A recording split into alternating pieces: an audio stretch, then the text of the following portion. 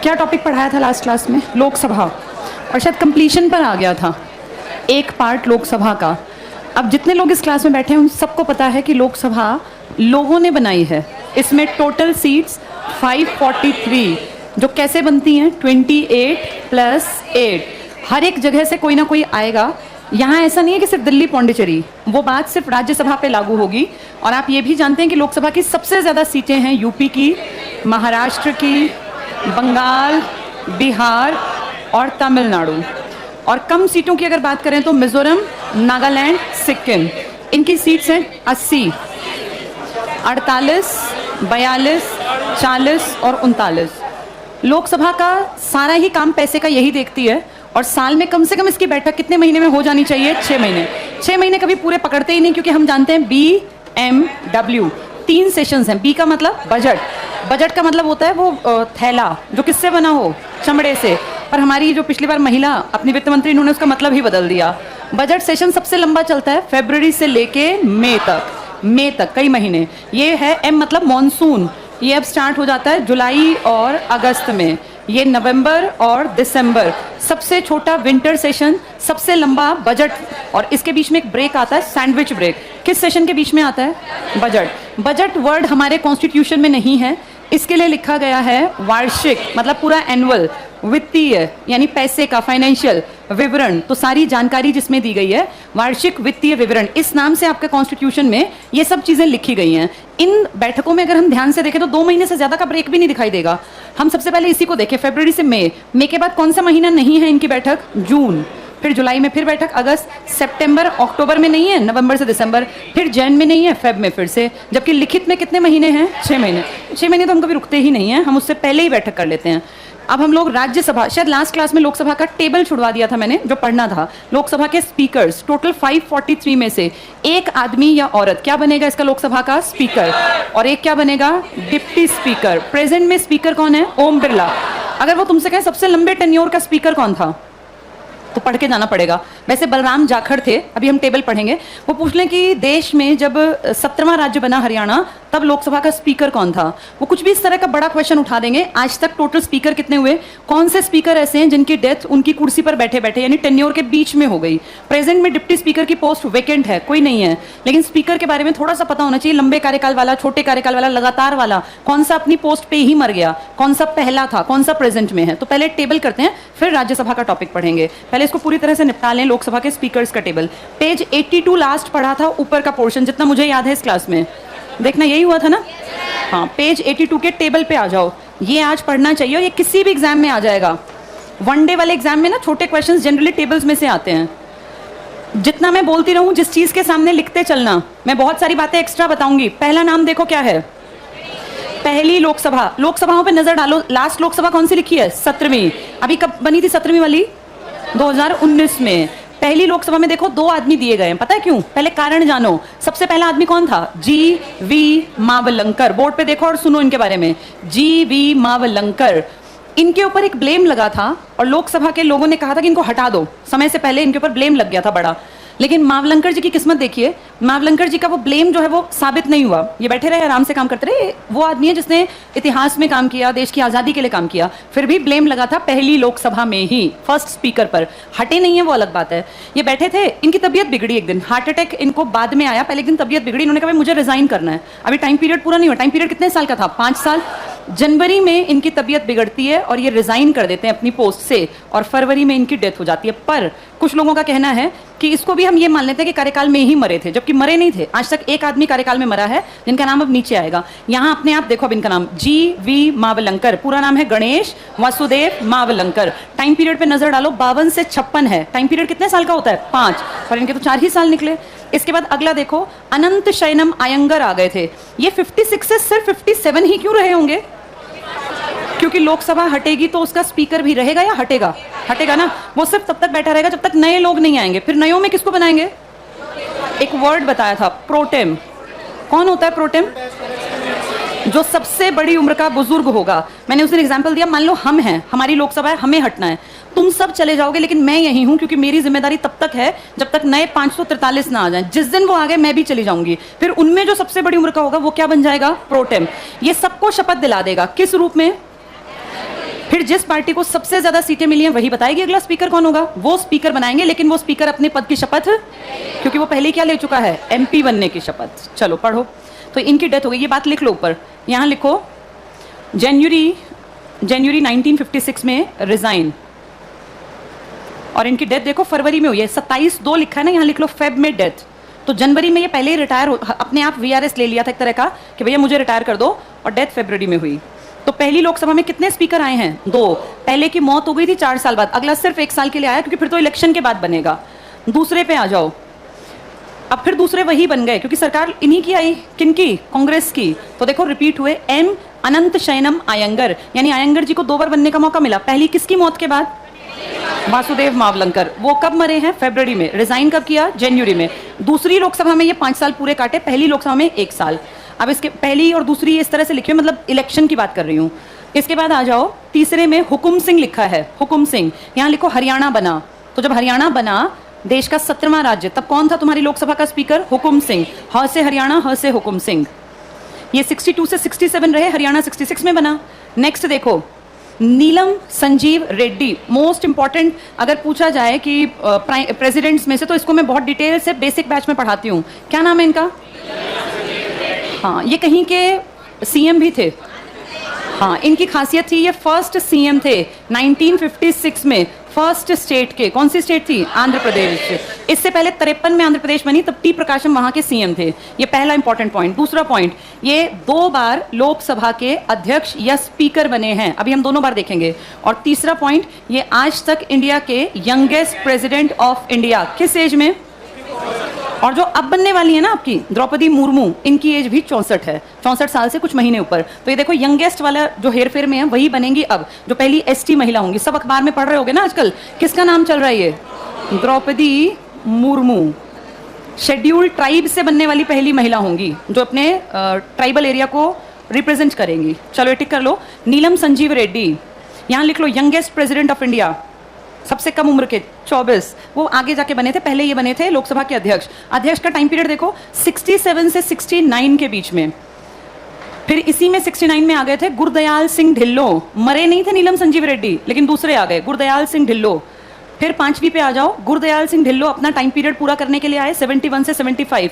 और फिर आए बलिराम भगत, ये बहुत इंपॉर्टेंट, सबसे शॉर्टेस्ट इनका टाइम पीरियड। बलिराम के आगे लिख लो, इनकी बलि चढ़ गई एक तरह से, और सबसे छोटा टाइम पीरियड, नहीं मरे नहीं थे, ठीक थे वो तो, वैसे बस याद करने के लिए। 1 साल लिख लो, 1 ईयर 69 डेज, सबसे छोटा कार्यकाल बलिराम भगत का, 1 साल और 69 दिन, 69 डेज। ठीक है, बलिराम भगत के टाइम में ही एक बार इसका टाइम पीरियड पे नजर डालो, 76 से 77। आपातकाल याद आ रहा है तुम्हें, आपातकाल ये उस दौरान थे। आपातकाल फिर हटा था मार्च में, यहाँ आपातकाल लिख लो। लग तो वो पहले ही गया था ढिल्लों के टाइम में, ढिल्लों के पास भी लिख लो आपातकाल लगा, क्योंकि जून में लगा था 75 में। गुरदयाल सिंह ढिल्लों के पास लिखो आपातकाल लगा जून 1975। बलिराम भगत के टाइम में आपातकाल हटेगा, सबसे छोटा टाइम पीरियड, आपातकाल हटा। अगले पे आओ, छठी लोकसभा, नीलम संजीव रेड्डी। ऊपर देखना कब से कब तक थे ये, 67 से 69। तुम्हें एक राष्ट्रपति याद है जो पहला मरने वाला राष्ट्रपति था, क्या नाम था, जाकिर हुसैन, उन्हीं का टाइम पीरियड तो था वो। अगला टाइम पीरियड देखो नीलम संजीव रेड्डी का, 77 से 77, बस ये 26/3 से 13/7, तो छोटे सा टाइम पीरियड था। 77, ये 77 में क्या बनेंगे आगे, 25 जुलाई को क्या बन जाएंगे ये, राष्ट्रपति। यहाँ लिख लो ये बात, लिखा है ना 13 जुलाई 77, यहीं लिखो 25 जुलाई 1977 को प्रेसिडेंट ऑफ इंडिया बन गए, कुछ दिन बाद ही 25/7/1977 प्रेसिडेंट ऑफ इंडिया बने। इससे कुछ दिन पहले तक क्या बन के बैठे हुए थे ये, लोकसभा के अध्यक्ष थे। तो 25/7/77 राष्ट्रपति। कितनी बार लोकसभा के स्पीकर बने ये, 2 बार। पहले कब बने, 67 से 69, और दोबारा कब बने, 77 के कुछ महीने, और जिस महीने में हटे उस पोस्ट से उसी महीने में क्या बन गए, राष्ट्रपति। चलो अगला देखना, KS हेगड़े बनाए गए टाइम पीरियड को पूरा करने के लिए। बलराम जाखड़, मोस्ट इंपॉर्टेंट, 2 देखो ध्यान से, 7वीं 8वीं दोनों लोकसभा, माँ बेटे थे प्रधानमंत्री। 80 से 84 इंदिरा गांधी, और 85 से 89 लिखा है राजीव गांधी का टाइम पीरियड। यहाँ लिखो सबसे लंबा कार्यकाल बलराम जाखड़ के आगे, सबसे लंबा कार्यकाल किस रूप में, लोकसभा के स्पीकर के रूप में, लगभग 10 साल, 9 साल 330 दिन एग्जैक्टली, लगभग 10 साल 9 साल 330 दिन। और सबसे छोटा टाइम पीरियड 1 साल 69 दिन का था, किसका, बलिराम, जिसके टाइम में क्या हटा था, हाँ, और उस किससे लगा था, किसके टाइम में? ढिल्लो के टाइम में लगा था। इसके बाद आ जाओ, बलराम जाखड़ हुआ पूरा। रवि राय, सिर्फ नाम पढ़ लो, रवि राय। फिर शिवराज पाटिल आए थे, सिर्फ नाम पढ़ेंगे, 91 से 96 में। पी ए संगमा देश के पहले शेड्यूल्ड ट्राइब थे जिनका नाम गया था राष्ट्रपति बनने के लिए, लेकिन हार गए थे। यहां लिख लो, फर्स्ट शेड्यूल्ड ट्राइब जिनको प्रेसिडेंट ऑफ इंडिया का, लिख लो, जिन्होंने प्रेसिडेंट ऑफ इंडिया का इलेक्शन लड़ा, क्योंकि अब ये महिला आ गई ना, इसलिए इंपॉर्टेंट है ये। First scheduled tribe PA. Sangma, first scheduled tribe जो प्रेसिडेंट ऑफ इंडिया के इलेक्शन में खड़े हुए थे, हारे थे, लेकिन पहले इलेक्शन इंपॉर्टेंट है क्योंकि अब बन रही हैं एसटी, इसलिए PA. Sangma first ST candidate for president of India. Next देखना, 12वीं में बने जीएमसी बालेयोगी 98 से 99, ये वाजपेयी जी का टाइम पीरियड था। फिर जीएमसी बालेयोगी आए 99 से 2002, इनकी डेथ हो गई थी कुर्सी पे बैठे बैठे, मतलब ये उस टाइम थे, हेलीकॉप्टर में गए थे और क्रैश हो गया, लिख लो यहाँ, हेलीकॉप्टर क्रैश में मृत्यु। तो अपनी कुर्सी पे बैठे हुए किसकी डेथ हुई है टाइम पीरियड के बीच में? हाँ, बालेयोगी, जीएमसी बालेयोगी। जीएमसी इंग्लिश में लिख लो शॉर्ट में, जीएमसी, फिर याद रहेगा, जीएमसी बालेयोगी। हाँ, इंग्लिश में दिया हुआ है, देखो साइड में, जीएमसी बालेयोगी। कार्यकाल में इनकी डेथ हुई। कौन कार्यकाल पूरा करने से पहले इस्तीफा देके बाद में एक्सपायर हुआ है? पहले वाला, गणेश वासुदेव मावलंकर। सबसे लंबा टाइम पीरियड बलराम जाखड़ का, और सबसे शॉर्ट स्पैन, ठीक है। आगे देखो, हाँ आगे देखना, बालेयोगी के बाद मनोहर जोशी, ठीक है, इनका टाइम पीरियड। सोमनाथ चटर्जी पूरे 5 साल। मीरा कुमार को टिक करो, मीरा कुमार लोकसभा अध्यक्ष बनने वाली पहली दलित महिला, पहली शेड्यूल्ड कास्ट, और इनके पिताजी का बहुत बड़ा नाम था, क्या नाम था? हाँ, इनके पिताजी थे बहुत बड़ी हस्ती, बाबू जगजीवन राम। क्या खास बात है, ये शेड्यूल्ड कास्ट से बिलोंग करने वाले देश के फर्स्ट डिप्टी प्राइम मिनिस्टर थे, उप प्रधानमंत्री। तो प्रधानमंत्री की बेटी अगर लोकसभा की अध्यक्षा बनी है तो ये मान के चलो फैमिली में पहले से इनको समझती। लिख लो यहाँ पर, मीरा कुमार के पास टिक कर लो। लोकसभा अध्यक्ष बनने वाली पहली दलित महिला, लिख लो, बेटी या इनके पिता का नाम लिख लो, पिता बाबू जगजीवन राम। इनकी समाधि आती है बहुत बार, क्या नाम है इनकी समाधि का? समता स्थल। बाबू जगजीवन राम उप प्रधानमंत्री थे, इसलिए इंपॉर्टेंट है इनका कैरेक्टर। समता स्थल इनकी समाधि। Scheduled caste first deputy prime minister Meera Kumar के पिताजी। अगला देखो, सुमित्रा महाजन, ये दूसरी महिला, आज तक 2 ही औरतें बनी हैं, मीरा कुमार और सुमित्रा महाजन। और अभी कौन बैठे हुए हैं? ओम बिरला। 19 से कब तक चलने वाले हैं ये? हाँ, अगर नई सरकार बीजेपी की नहीं बनी तो क्या ये तुरंत हटेंगे? जब तक नहीं आएगी तब तक बैठेंगे, जब तक नहीं आएगी। किस दिन हटेंगे ये? जब 543 आके भर जाएंगे, फिर ये हटेंगे। और कौन आएगा? प्रोटेम, जो सबसे बुजुर्ग होगा। चलो अब आ जाओ लोकसभा की शक्तियों पर, तो सबकी समझ में आ जाना चाहिए, इसको घर जाके बार बार पढ़ना, याद करना। सबसे शॉर्ट टेन्योर किसका था? बलीराम। कितने दिन का? 1 साल 69। सबसे लंबा टाइम पीरियड बलराम का। बलराम का डेज कितने हैं? 9 साल और 330 दिन लगभग, मतलब 10 लगभग मान ले, 80 से 89। और किसके टाइम में इमरजेंसी लगी थी, क्या नाम था? ढिल्लो। किसके टाइम में? कौन फिर वो आगे जाके एक्सपायर भी हुआ था? किसके टाइम में हटी थी? सॉरी, बलीराम। कौन था जिसके ऊपर केस लगाने की बात थी, फिर वो रह गई थी बात पाइपलाइन में? पहले वाला, क्या नाम था? जी.वी. मावलंकर, गणेश वासुदेव मावलंकर। मरने वाला पहला कौन था? जीएमसी बालेयोगी। कार्यकाल लंबा पूछेंगे तो जाखड़ का, छोटा कहेंगे तो बलीराम का। चलो, लोकसभा की शक्तियां पढ़ी थी क्या? नीचे वाली है, नहीं पढ़ी। मैंने बता दिया था आपको, पैसे की सारी पावर किसके हाथ में है? कौन से विधेयक सिर्फ लोकसभा में जाते हैं? कौन से बिल्स होते हैं वो? और राज्यसभा कितने दिन रोक पाती है? मना थोड़ी ना कर सकती है। सिर्फ किसके लिए भैया? क्या दे दो? अपने सजेशंस। अगर सजेशंस पसंद नहीं आए किसको, तो फाइल सीधी किसके पास जाएगी? प्रेसिडेंट के पास 2 बार पावर है, पहली बार में बाध्य है। अगर धन विधेयक है तो पहली बार, क्योंकि इसकी प्रायर परमिशन ली गई थी, सर ये पेश कर दें, इन्होंने साइन किए थे तब पेश हुआ था, इसलिए मना नहीं कर सकता। चलो फटाफट से पढ़ेंगे लोकसभा की शक्तियां। पहला है विधायी शक्तियां। सरकार द्वारा साधारण विधेयक, साधारण मतलब मनी के अलावा, किसी भी सदन में पेश किया जा सकता है। टिक कर लो ये, साधारण किसी भी सदन। महत्वपूर्ण विधेयक लोकसभा में ही प्रस्तुत, ये कंडीशन है। इंपॉर्टेंट चीज सिर्फ कहां आएगी? पहले लोकसभा। आगे पढ़ो, यदि दोनों सदनों में किसी विधेयक के संबंध में मतभेद हो तो राष्ट्रपति दोनों सदनों की संयुक्त बैठक बुलाता है। क्या कहते हैं इंग्लिश में? Joint session. कितनी बार बुलाए गए? पहली बार कब? 1961, 1978, 2002। लास्ट कब बुलाया गया था? 20 साल पहले। क्या था पोटा? प्रिवेंशन ऑफ, किस चीज के लिए था ये? हाँ, टेररिस्ट एक्ट। लेकिन उस टाइम पर सरकार के विरोधियों ने कहा ये तो काला कानून, रॉलेट एक्ट बना दिया तुमने, और इसको पास नहीं करने दिया था। ये पहला किसके लिए आया था, और ये दूसरा बैंक के लिए। चलो पढ़ के देखो आप क्या कहते हैं। तो राष्ट्रपति दोनों सदनों की संयुक्त बैठक बुलाता है, आर्टिकल 108, इंपॉर्टेंट लिख लो यहाँ, ये बहुत बार आता है ज्वाइंट सेशन आर्टिकल 108 के तहत। संयुक्त बैठक की अध्यक्षता हमेशा लोकसभा का अध्यक्ष करेगा। संयुक्त बैठक में लोकसभा की स्थिति अपनी सदस्य संख्या के बल पर ज्यादा मजबूत। मैंने आपको बताया भी था अगर इकट्ठे बैठेंगे तो 100% किसकी चलेगी, कितने आदमी हैं यहाँ। और राज्यसभा में मान लो इनमें से 100 कहते हैं हम राजी नहीं है, 443 तो फिर भी हाँ कर रहे हैं, इनमें से सारे थोड़ी ना करेंगे, 100 उनके साथ खड़े हो जाएंगे, तो 100% जीतने के आसार किसके हैं। इसलिए 3 बार हमेशा लोकसभा का ही दबदबा रहा, राज्यसभा की बात नहीं चलती। पढ़ के देखो आगे। तो संयुक्त बैठक में लोकसभा की स्थिति अपनी सदस्य संख्या के बल पर ज्यादा मजबूत होती है। नेक्स्ट पढ़ो। लोकसभा द्वारा पारित विधेयक को राज्यसभा अधिक से अधिक 6 माह तक अपने पास रोक कर रख सकती है। कौन से विधेयक को, धन या साधारण? साधारण लिख लो यहाँ, साधारण, क्योंकि 6 महीने का मतलब मनी बिल नहीं है। मनी बिल सिर्फ 14 डेज रोक सकती है, इतनी पावर है बस। आगे पढ़ो। 6 महीने के बाद उसे राज्यसभा द्वारा पारित मान लिया जाता है, और ना माना जाए तो फिर क्या बुलानी पड़ती है, संयुक्त। लिख लो यहाँ, या संयुक्त बैठक। छोटी चीजें तो नहीं बुलाते राष्ट्रपति, वरना बुला लेते हैं। अगले पेज पे आओ। वित्तीय शक्तियां, पैसे की सारी पावर किसको दे रखी है, राज्यसभा को पावर ही नहीं है। पढ़ो पॉइंट। वित्त के संबंध में, फाइनेंशियल पावर्स के संबंध में लोकसभा को सभी शक्तियां प्राप्त हैं, सारी पावर लोकसभा की। राज्यसभा को इस संबंध में बहुत कम शक्तियां प्राप्त हैं। आर्टिकल 109 के अनुसार, अंडरलाइन करना, वित्त विधेयक केवल लोकसभा में ही पेश किए जा सकते हैं। वो पूछेंगे वित्त विधेयक केवल कहां पेश होंगे, लोकसभा में।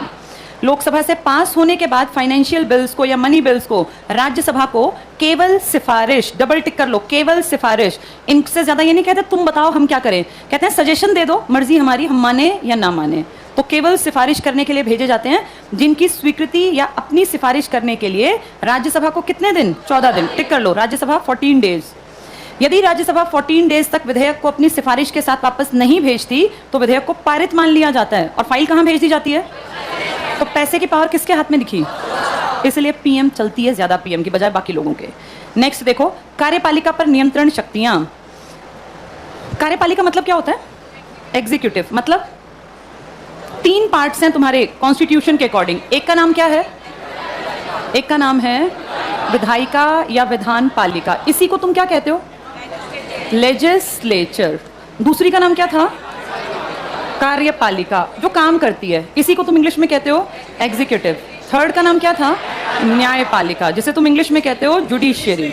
जुडिशियरी ये तो बिल्कुल अलग है, इसका इनसे कोई लिंक नहीं है।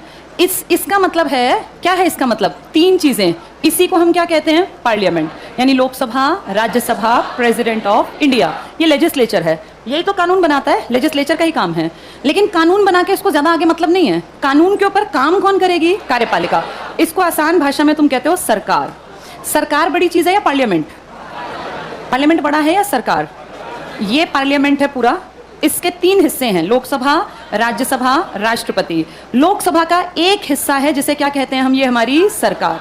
अब सोचो ये पूरी पार्लियामेंट या संसद बड़ा हिस्सा, इसका एक हिस्सा जिसको मैं कलरफुल कर दूं, ये है सरकार। तो कौन सी चीज बड़ी है, संसद या सरकार, हाँ संसद बड़ी है, उसका एक पार्ट क्या है, सरकार। लेकिन पावर किसके हाथ में है, सरकार के। इसलिए लोग सरकार बनाने के लिए आतुर रहते हैं, और इसलिए ये मार काट और मर्डर्स देखे ना इलेक्शन टाइम पे, क्योंकि पावर किसके हाथ में है। इस सरकार में बैठे लोग अनपढ़, पढ़े लिखे किसी भी तरह के हो सकते हैं, कोई कंपल्शन तो है नहीं लिखत पढ़त का।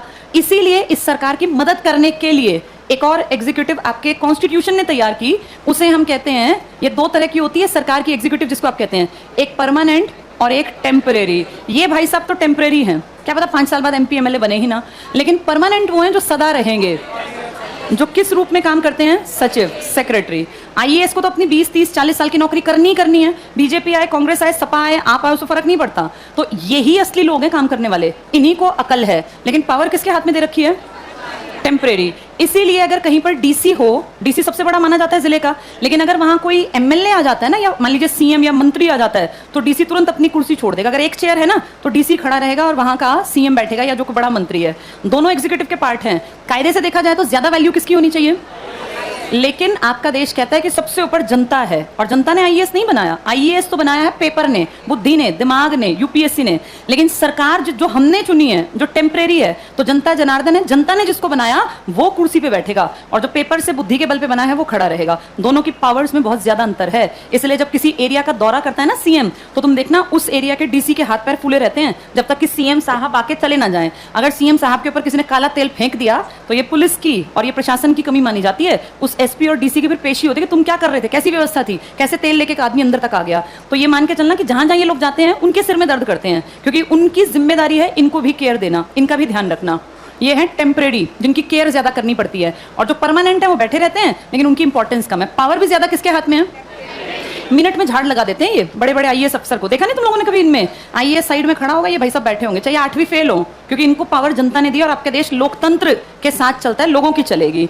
न्यायपालिका बिल्कुल अलग चीज है। सरकार छोटा हिस्सा है, संसद बड़ा हिस्सा। पावर किसके हाथ में है? सरकार के दो पार्ट चलते हैं, एक टेम्परेरी और एक परमानेंट। काम सारा परमानेंट करता है लेकिन नाम बड़ा किसका है? टेम्परेरी। टेम्परेरी में कौन आते हैं? एमपी, एमएलए राज्य में, और वहां कौन बैठते हैं? आईएएस। वो तो अपनी नौकरी पूरी करेंगे 30 साल 40 साल की, लेकिन इनकी कद्र करनी पड़ती है, इनकी केयर करनी पड़ती है, क्योंकि ये जनता ने भेजे हैं ये सोच के। इसीलिए देखना कभी अगर बहस हो जाती है ना तो फिर आईएएस को ही सॉरी बोलना पड़ता है, बेशक वो पढ़ा लिखा काबिल हो, क्योंकि इनकी पावर ज्यादा जनता की वजह से मानी गई है। चलो पढ़ेंगे अब इसको आगे। किस पेज पे थे हम? 83 पर, ठीक है। तो देखो, कार्यपालिका पर नियंत्रण। केंद्रीय मंत्रिमंडल, अंडरलाइन करो इसको, सामूहिक रूप से लोकसभा के प्रति उत्तरदायी है। अब हमने अपने लोग चुन के कहां भेजे हैं? तुमने सरकार कहां भेजी? ये मोदी जी और इनके बीजेपी वाले कहां बैठे हैं जाके? सरकार में। और सरकार के कौन से इसमें बैठे हैं? लोकसभा या राज्यसभा? लोकसभा। तो क्वेश्चनिंग कहां करनी चाहिए, लोकसभा में या राज्यसभा में? भाई 5 साल के लिए हमने भेजे हैं, विपक्षी यहां क्वेश्चनिंग करते हैं। किससे? सरकार से। सरकार बताए बेरोजगारी दर इतनी क्यों बढ़ रही है, सरकार बताए भाई ये पेट्रोल के दाम आसमान छू गए, इस तरह की चीजें पूछ सकते हैं। कौन लोग पूछ सकते हैं? और ये क्वेश्चन आंसर राउंड ही तो रखा जाता है जब क्या होता है आपका सेशन। इसके लिए 1 घंटा निश्चित होता है, भाई इस घंटे में क्वेश्चन आंसर्स होंगे। और क्वेश्चन आंसर्स 2 तरह के होते हैं, 2 क्या 3 तरह के, मेन सुन लो। सबसे पहले क्वेश्चन आंसर्स राउंड होता है जिसमें क्वेश्चंस पहले से बता दिए जाते हैं, 15 दिन पहले। जिससे पूछना है ना, मान लो आधी क्लास इधर आधी इधर, किसी को क्वेश्चन पूछना है तो वो क्वेश्चन अपने लिख के कागज पे, भाई मेरा ये क्वेश्चन, ये मेरा नाम, मैं इस पार्टी का हूं, इस एरिया से जनता ने मुझे भेजा है, मैं यहाँ का सांसद हूं, तो अपना क्वेश्चन लिख के तुम पूछना क्या चाहते हो, आपको ये लोकसभा के सचिवालय में भेजना पड़ेगा। सचिवालय में फिर वहां ये जाएगा, वहां से संबंधित मंत्री को जाएगा कि मंत्री महोदय ये क्वेश्चन आपसे पूछना चाहता है ये वाला आदमी, 15 दिन बाद आप इसका आंसर कर देना। अब तुम अपनी बुद्धि लगाओ, ये 15 दिन बाद खुद आंसर करेगा, सब कुछ आईएएस लिख के देगा इसको, क्योंकि इसके डिपार्टमेंट का मुखिया होगा सचिव। एक आदमी होता है मंत्री, मंत्री को कुछ ना आता हो, किसको सब कुछ आता है? सचिव किस रैंक का है? अब किसी ने मंत्री साहब से पूछ लिया कि 5 साल से आपकी सरकार ने कितनी यूनिवर्सिटी बनाई, किस किस फील्ड में यूनिवर्सिटीज ने काम किया, और आपके टाइम पर बच्चों में कितने प्रतिशत SC ST का पढ़ाई की तरफ रुझान बढ़ा। आंकड़े निकालने पड़ेंगे, तो मंत्री को थोड़ी ना अकल है। ये सारा काम कौन करेगा? आईएएस सचिव। मंत्री महोदय तो बस 15 दिन बाद खड़े होके और लिखी हुई चीज को गड़बड़ घोटाला सा बोल बोल के, कुछ लोग पढ़ना भी नहीं आता आधों को, वो दे देंगे। इस तरह ही करते हैं। कभी इनकी देखना कार्यवाही, अगर क्वेश्चन मौखिक है तो पढ़ देंगे, और अगर लिखित है तो उठा के पर्चा पकड़ा देंगे कि भाई मैंने अपने सदन में ये जमा करा दिया। तुम ये देखो कितने दिन मिल गए इसको तैयारी करने के? 15 दिन कम होते हैं क्या? ये कैसा क्वेश्चन आंसर राउंड? होना क्या चाहिए लोकतंत्र में? क्वेश्चन डायरेक्ट हो। आपको क्यों नहीं पता कि आपके देश में इस टाइम चल क्या रहा है? चलो ये भी मान लिया 15 दिन। अगर 10 दिन से कम पे सूचना चाहिए ना, तो फिर कहते हैं ये अल्प सूचना के प्रश्न हैं, मतलब तुमने हमें कम देर पहले बताया। कितने दिन से कम पे अगर दिया जाए? 10 दिन। 10 दिन तैयारी के यहाँ भी मिलते हैं। क्वेश्चन भी तरह तरह के होते हैं। कुछ क्वेश्चंस के आगे स्टार लगा होता है। स्टार का मतलब है इसका आंसर हमें जबान से चाहिए, आप खड़े होकर हमें बताएंगे क्या क्या है। जिसके आगे स्टार नहीं लगता, इसका मतलब हमें इसका आंसर कैसे चाहिए? लिखित में। तो ये इस तरह के क्वेश्चन आंसर राउंड सब पहले से डिसाइडेड होता है, यहाँ कुछ इंस्टेंट नहीं होता। जबकि लोकतंत्र का तरीका ये होना चाहिए, जब इन्हें पता हो कि सेशन स्टार्ट होना है तो ये अपनी पूरी तैयारी के साथ आए, और क्वेश्चंस ये आंकड़ों की बजाय ना क्वालिटी पर किए जाएं। ये ना पूछा जाए कितने स्कूल बढ़ गए, इससे क्या पता चलेगा। ये पूछना चाहिए जनसंख्या की प्रतिशत में पढ़ाई लिखाई का आंकड़ा कितना ऊपर गया। भाई स्कूल बढ़ गए लेकिन एडमिशन नहीं है तो क्या फायदा स्कूल बढ़ाने का? यूनिवर्सिटी बढ़ गई लेकिन एडमिशन तो है ही नहीं। इस तरह के क्वेश्चन इनको क्यों नहीं जबानी याद, जबकि ये मंत्री हैं। एक वो मंत्री थे हमारे, थे ना ये शास्त्री जी, रेल मंत्री थे शास्त्री जी शुरू में। तो पता है क्या किया? रेल की दिक्कत पता करने के लिए खुद पहले रेल में बैठ के एक लंबी यात्रा की, फिर फील किया कि रेल में पंखे नहीं है, रेल की स्लीपर में ये दिक्कत है, और फिर इन्होंने रेल मंत्री के पद पर रहते सारे काम कराए। आज कोई मंत्री रेल मंत्री हो, उसको पता ही नहीं रेल चलती कैसे है, उसको कोई मतलब नहीं रेल में क्या सुविधा है। कपड़ा मंत्री है, कपड़े की नॉलेज नहीं है। शिक्षा मंत्री है, पढ़ाई का कुछ नहीं पता। अब ये सारे मंत्री पूरी तरह से किस पे डिपेंड हैं? ब्यूरोक्रेसी पे। और ब्यूरोक्रेसी हमेशा करप्ट हो जाती है जब उसे पता हो ना कि हमारे ऊपर है। ये देखते नहीं आईएएस को कितने करोड़ लेके बैठा है, कोई कितने करोड़, ये सब पैसा खाते हैं। कारण आपका सिस्टम इतना ज्यादा इसमें गड़बड़ियां हैं कि हर जगह से लोग पैसा खाने पे लगे हुए हैं। जो कुछ अच्छे लोग हैं ना, पढ़े लिखे, उन लोगों ने थोड़ी सी कोशिश की, पर वो मुट्ठी भर हैं। ज्यादा लोग अनपढ़ हैं, पैसा खर्च करके मंत्री बनते हैं, पैसा खर्च करके पार्टी की टिकट लेते हैं, फिर बनने के बाद खूब पैसा बटोरते हैं, क्योंकि पुराना पूरा भी तो करना है ना, और इस तरह 5 साल काट के चले जाते हैं। ना किसी रेल मंत्री को चिंता कि रेल की दिक्कत क्या है, ना किसी वित्त मंत्री को चिंता कि पैसे की पोजीशन क्या है। सब अपना 5 साल खाने में लगे हुए हैं। इन सबको सारी नॉलेज होनी चाहिए, और कोई कंपलसरी इस तरह का टेस्ट हो, जैसे हम लोगों के भी तो होते हैं। अगर किसी को टीचर बनना है तो उसको टीचिंग एप्टीट्यूड आना चाहिए, पेपर में आता है। किसी को इंजीनियरिंग का पेपर देना है, अभी इसका देखो जेईई का पेपर था, तो उससे संबंधित सवाल वैसे ही तो होते हैं। भाई आपके दिमाग में वो चीजें हैं कि नहीं है। किसी को मेडिकल एंट्रेंस में जाना है तो नीट में वैसे ही तो क्वेश्चन पूछे जाते हैं। इंजीनियरिंग के, नीट के, आपके टीचिंग के, हर चीज के एग्जाम है। फिर मंत्री महोदय को जिस डिपार्टमेंट में जाना है, कम से कम उससे संबंधित नॉलेज तो होनी ही चाहिए। हर चीज किसके ऊपर ना छोड़ के चलें? सचिव, क्योंकि सचिव फिर गलत इस्तेमाल कर लेंगे वरना। देखो आगे क्या कहते हैं। तो मंत्रिमंडल सामूहिक रूप से किसके प्रति उत्तरदायी है? लोकसभा। लोकसभा में क्वेश्चन होगा, यदि मंत्रिमंडल लोकसभा का विश्वास खो देता है तो उसे सामूहिक रूप से इस्तीफा देना पड़ेगा। एक अच्छी चीज पता है क्या? वैसे होता नहीं है ये, लेकिन ऐसा है आपके देश में मंत्री कितने % तक मंत्री बन सकते हैं? किसका? 15%। और ये लगभग कितना निकलता है? 81 पॉइंट समथिंग। 81 मंत्री हैं। अगर एक मंत्री के ऊपर विपक्षी प्रूफ कर दें कि इसने बड़े लेवल पे गड़बड़ की है, कोई बड़ा घोटाला, तो लिखित में पता क्या है? एक की गलती सबकी गलती। तुम 80 कहां सोए हुए थे जब ये एक गलती कर रहा था? और इन सबकी गलती मान के पूरी मंत्री परिषद को इस्तीफा देना पड़ता है। इसे कहते हैं सामूहिक उत्तरदायित्व। एक की गलती सबकी गलती। आपके पीएम मोदी जी ने नोटबंदी लागू कर दी, तुम्हें पता नहीं याद है कि नहीं याद है? इसका बहुत बुरा प्रभाव तुरंत दिखा था। लोग लाइन में लगे लगे मर गए। किसी के घर में शादी ब्याह था, पैसों की बड़ी तंगी आई, कई कई किलोमीटर लंबी लाइन। पता है ना सब लोगों की बातें। इनके पीएम तो डायरेक्ट कहीं नहीं गया, लेकिन पीएम की पार्टी के जितने सांसद थे, मंत्री महोदय थे, इन सबको टीवी वालों ने डिबेट में बुलाया। और मुझे बहुत अच्छी तरह याद है इस डिबेट में होता क्या था। इस डिबेट में इनको एक पॉइंट बोलना नहीं आता था। वो पूछते, हाँ जी नोटबंदी की तो क्या फायदा देखा गया, सरकार क्या एक्सपेक्ट कर रही है, रटी हुई 2 बातें बोल के उसके बाद ये किसी की ना सुनते हुए बस यूं बोलते, बहुत अच्छा किया मोदी जी ने, बहुत अच्छा किया, मोदी जी का कदम सच में सराहनीय है, मोदी जी बहुत अच्छा कर। इनको एक पॉइंट ऐसा बोलना नहीं आता जिससे सामने वाला कन्विंस हो कि मोदी जी ने ये काम बिल्कुल ठीक किया। ये तुम भी यहीं बैठे हो, नोटबंदी का सच में भ्रष्टाचार को खत्म करने में कोई रोल दिखा तुम्हें? नहीं ना। कितना बड़ा नुकसान हुआ पता है? एक नोट बनने की भी कीमत होती है। वो इतना पुराना सारा पैसा जीरो कर दिया ना, उसकी लागत। और हुआ क्या? ये फालतू की बातें कि ऐसा होगा वैसा कुछ नहीं होना। जब तक देश में काम नहीं होगा ना, तब तक चाहे नोटबंदी कर लो या कुछ कर लो, सब सिस्टम वैसे ही चलेंगे। 2014 से 2022 आया, अपने घर में देखो कुछ एक भी चीज बदली हो तो कुछ नहीं फर्क पड़ा। और इससे पहले अगर जाएं 2004 से 2014 भी कुछ नहीं बदला था, क्योंकि इन सरकारों के आने और जाने से आपका घर नहीं बदलना, ना आपका घर चलना। आपका घर चलेगा आपके मेहनत करने से, पढ़ने लिखने से, नौकरी से। इनसे एक्सपेक्ट करना छोड़ दो। जब तक इंडियंस को ये अकल नहीं आएगी ना कि सरकारें मेरे लिए कुछ नहीं कर सकती, मुझे खुद काबिल बनना है, तब तक इंडिया ग्रोथ करेगा ही नहीं। हर पार्टी की आदत होती है पिछली पार्टी की गलतियों को इतना उभारना कि सबका विश्वास जीत लें। ऐसा इन्होंने भी किया, ऐसा ये भी करेंगे। बस ये बात है, इनके पास ताकतवर कैंडिडेट नहीं है। आज देश की स्थिति ये है, अगर कांग्रेस के पास एक ढंग का लीडर हो, सिर्फ एक, तो सरकार को गायब कर सकता है। वो सरकार से इतने दुखी हैं इस टाइम इंडियंस। लेकिन दिक्कत क्या है कि एक भी काबिल आदमी ना यहाँ ढंग से काम करके राजी, ना यहाँ आते हैं, सब अपनी जेब भरते हैं और चले जाते हैं। मैं किसी पार्टी की विरोधी नहीं हूँ, लेकिन तुम्हें समझाना मेरी जिम्मेदारी है बीइंग अ टीचर। ये 10 साल कांग्रेस हमने देखी, ये 10 साल बीजेपी तुमने भी देख लिया। तुम भी समझदार हो, तुम बच्चे नहीं हो। 2014 से 22 तक का सफर तो तुमने भी देख लिया। मान लिया 14 से पहले तुम्हें राजनीति की अकल नहीं थी, अब तो है, अब तो समझ में आ रहा है। अब तुम्हें दिख गया कि कैसे कैसे करते हैं।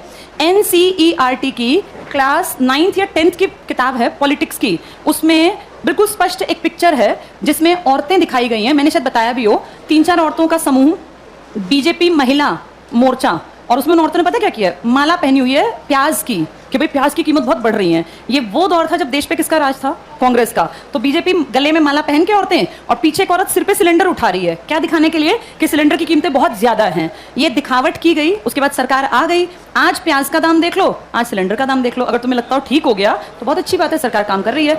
और अगर तुम्हें लगता हो कि मैं ये गलत बता रही हूँ, तो तुम NCERT की पिक्चर देख लेना। भाई NCERT तो सरकार ही छापती है ना। सरकार क्या इतना भी काम नहीं करती, उस पिक्चर को वहां से हटवा दे कि बीजेपी के टाइम लिखा हुआ है वहां बीजेपी महिला मोर्चा, और ये क्लास 9th या 10th की एनसीईआरटी की पॉलिटिक्स, क्योंकि मैंने गांव में पढ़ाया ट्यूशन, फिर मैंने उन बच्चों को समझाया कि देखो जिसकी सरकार होती है ना उसकी टांग खींचनी है बस विपक्षी को। तब कांग्रेस की सरकार थी तो ये माला याद आ गई थी और सिलेंडर याद आ गया। आज वही सरकार है, उससे मतलब जो लोग ये माला पहन रहे थे आज जबान नहीं खुल रही, पता नहीं कहाँ गायब होंगी। और वो औरतें जो पिक्चर में, क्या पता वो भी कहीं बैठी हूँ, मरी ना हो अब तक, कहीं ना कहीं बैठ कर हमारी पिक्चर छपी हुई है। अब देख लो क्या बदलाव आया, ये है सरकार। चलो आगे देखें। यदि मंत्रिमंडल लोकसभा का विश्वास खो देता है तो उसे सामूहिक रूप से इस्तीफा देना पड़ता है। राज्यसभा में मंत्रिमंडल के विरुद्ध अविश्वास प्रस्ताव नहीं लाया जाता। सिर्फ कहां लाते हैं विश्वास प्रस्ताव? लोकसभा, क्योंकि सरकार हमने कहां की भेज रखी है? लोकसभा, उसे हमारा विश्वास प्राप्त है। जिस दिन गड़बड़ करेगी हटा देंगे, बस किताब में, असलियत में नहीं हटा सकते। इसके बाद ये नीचे वाला टॉपिक अभी तुम्हें समझ नहीं आएगा, पिछले टॉपिक पे आओ अब तुम। राज्यसभा थोड़ा सा समझो ताकि दोनों को इकट्ठे पढ़ सकें। पेज 76 पे आओ। संसद का टॉपिक तो मैंने एक दिन समझा दिया था। 76 पेज पे देखो ऊपर, संसद तो पढ़ लिया था ना, पार्लियामेंट, ठीक है। नीचे देखो हेडिंग है राज्यसभा। राज्यसभा का इंग्लिश में नाम देखना क्या लिखा है? हाँ, इसका यही नाम था 1954 तक। ये पॉइंट कई बार एग्जाम में आता है, लिख लो यहाँ। 1954 तक यही नाम था, एरो लगा के लिख लो। काउंसिल ऑफ स्टेट्स, राज्यसभा बाद में पड़ा नाम। 1954 तक यही नाम था, इंग्लिश में ही नाम चल रहा था। उसके बाद फिर 54 के बाद हम क्या कहने लग गए? राज्यसभा। अब इंग्लिश में भी नाम राज्यसभा पड़ गया। चलो पहला पॉइंट देखो, आर्टिकल 80 के अनुसार, 3 आर्टिकल तुम्हें याद हैं, 79, 80, 81। इसको उल्टा करना क्या बनेगा? 18। 18 की उम्र में कहाँ के लिए वोट डालते हैं? लोकसभा। इससे पहले क्या होगा और इससे पहले क्या होगा? ये इसी का तो पार्ट है। इसके 3 पार्ट है ना, लोकसभा, राज्यसभा और राष्ट्रपति। राष्ट्रपति पहले ही पढ़ा दिया जाता है आर्टिकल 52 में, फिर पढ़ाया जाता है ये सब। चलो टिक करो। आर्टिकल 80, राज्यसभा, अधिकतम सदस्य संख्या 250। क्या 250 हैं प्रेजेंट में? कितने हैं? 5 कहाँ के हैं? पाक ऑक्यूपाइड कश्मीर, लिख लो यहाँ, 5 पीओके। अगला पॉइंट टिक करना। वर्तमान समय में राज्यसभा में 245 सदस्य हैं, जिनमें 229 राज्यों से आए और 4 यूटी से। इसमें सारी यूटी आई है, बस 2 आई। कौन सी 2? दिल्ली और पुदुचेरी। कितने आए दिल्ली से और यहां से? तो टोटल यूटी से कितने आए? 4 टोटल यूटी से। राज्यसभा में भी गए थे ये लोकसभा में गए थे सारे लोग, कि नहीं गए थे? एक इंपॉर्टेंट पॉइंट सुनो, लोकसभा में लोगों की सभा 28 + 8 सब जाते हैं, लेकिन राज्यसभा राज्यों की सभा है 28 + सिर्फ 2 कौन कौन से? दिल्ली और पौंडीचेरी। कारण सिर्फ 2 ही इसमें यूटी में एमएलए हैं, बाकी 6 में एमएलए हैं ही नहीं। तो भेजेगा कौन? भेजने वाले तो एमएलए तो होते हैं, वहां है ही नहीं। चंडीगढ़ में कोई एमएलए है ही नहीं, आज तक बना ही नहीं है 66 से, तो कैसे भेजेंगे? इसीलिए राज्यसभा में सिर्फ 2 आते हैं, जबकि लोकसभा में सारे आते हैं, क्योंकि लोग तो हर जगह है, तो लोगों वाले हर जगह जाएंगे। चलो अब आगे पढ़ेंगे इसको। तो 4 यूटी में दिल्ली, यहां लिख लो 4 लिखा ना, 3 + 1, 3 दिल्ली और 1 पौंडीचेरी। 4 के पास मेंशन कर लो, 3 + 1 डी + पी, दिल्ली से 3 और 1 पौंडीचेरी पुदुचेरी से। पढ़ो आगे। 4 सदस्य संघ राज्य क्षेत्रों का प्रतिनिधित्व करते हैं। 12 सदस्य राष्ट्रपति द्वारा मनोनीत। मनोनीत को इलेक्शन लड़ना पड़ता है या वैसे ही बना दिए जाते हैं? वैसे ही नॉमिनेट करना। अब नॉमिनेशन का क्राइटेरिया क्या रखा गया? कितने फील्ड में कुछ ना कुछ किया हो, या तो आर्ट में, लिटरेचर में, साइंस में, या सोशल सर्विस में। आर्ट का मतलब कला, साहित्य, विज्ञान और समाज सेवा। अब मुझे एक बात बताओ, इनको भेजने वाला है राष्ट्रपति। क्या राष्ट्रपति अपनी मर्जी से भेज सकता है? इन सब में भी चलती किसकी है? काउंसिल ऑफ मिनिस्टर्स, जिसका मुखिया कौन है? इसलिए हर आदमी पीएम को खुश रखता है, चाहे वो कोई थिएटर पर्सनालिटी हो। तुमने देखा हीरो हीरोइन भी पीएम के इर्द गिर्द घूमते रहते हैं। ये जो अपने पीएम है, इन्होंने तो पहले एक बार मीट भी की थी सारी हीरो हीरोइन, और उनके साथ, ये काफी साल पुरानी, 3-4 साल पुरानी बात है। ऐसा ये पहला पीएम था, इससे पहले किसी ने ऐसे हीरोइन और इनके साथ में ऐसे बैठ के खाना नहीं खाया। और ये कहीं ना कहीं एक गलत चीज, मतलब देखने वाले को लगी होगी, मुझे लगी पर्सनली, क्योंकि पीएम का एक दिमाग में एक इमेज होती है, हर कोई पीएम तक थोड़ी पहुंचना चाहिए। और वहाँ हीरो हीरोइन सेल्फी खींच रहे हैं, और हमारे जो अपने पीएम मोदी जी हैं भी खड़े हुए हैं। ये मत समझना कि मैं पीएम के एंटी हूँ। जैसे कुछ चीजें होती हैं, कोड ऑफ कंडक्ट, पीएम और राष्ट्रपति थोड़ा सा दूर रहें तो अच्छे लगते हैं, क्योंकि इनका इनसे एक एक्सपेक्टेड बिहेवियर है। सेल्फी खींचना गलत नहीं है, पर जहां वो इंडिया को रिप्रेजेंट कर रहे हैं, तो कोई भी हीरो हीरोइन उनके कंधे पे हाथ क्यों रख रहा है? भाई वो इंडिया की शान है, वो आदमी, उसके कोई उसको गले में ऐसे लगा रहा है, कोई उसको ऐसे हाथ, गलत है ना ये गलत चीज है। पीएम के साथ थोड़ी ऐसा। अब तुम हीरो हीरोइन के साथ एक्सपेक्ट क्या करोगे? ऐसा ही करेंगे वो। चलो नेक्स्ट देखो। तो ये 12 सदस्य राष्ट्रपति द्वारा मनोनीत, अंडरलाइन करना, कला, साहित्य, विज्ञान, समाज सेवा या सहकारिता के क्षेत्र में विशेष ज्ञानी या अनुभवी। अब ये राष्ट्रपति ने बना दिया, पर भेजे किसने है ये? यहां लिख लो COM। COM बार बार आएगा, क्या मतलब है इसका? इसका मतलब है काउंसिल ऑफ मिनिस्टर्स, जिसको हिंदी में क्या कहते हो? मंत्री परिषद। मंत्री परिषद या मंत्रिमंडल, ये एक ही है या अलग अलग?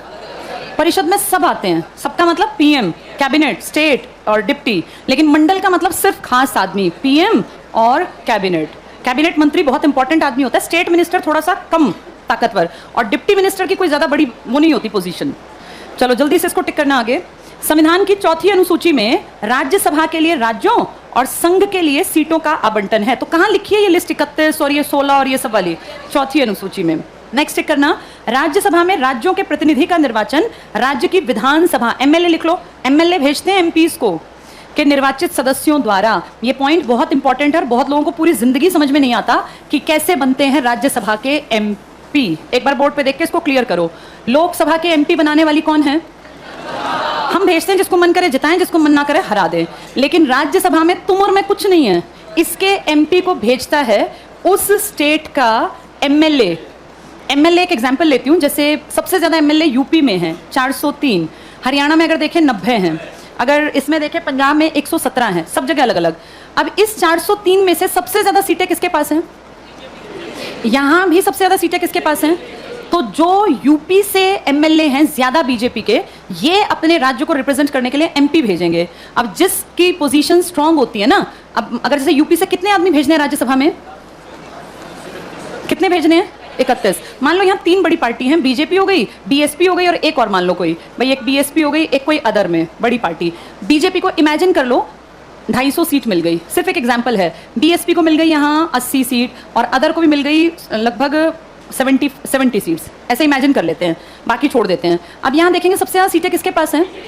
तो जितने टोटल भेज रहे हैं ना 31, इसको भी इसी अनुपात में बांट देंगे कि भाई 31 में से 15 सीट बीजेपी वाले भेजेंगे तो बीजेपी का आदमी जाएगा। फिर कहेंगे बीएसपी सेकंड नंबर पे है तो ये 12 आदमी या 10 आदमी आप भेजेंगे और 4-5 आदमी बाकी पार्टीज। तो जिसकी राज्यों में सरकारें ताकतवर होती है ना, उसी का दबदबा होता है राज्यसभा में। जैसे आज की डेट में देखो, तुम्हारे देश में कितने स्टेट्स हैं और कितने यूटी हैं?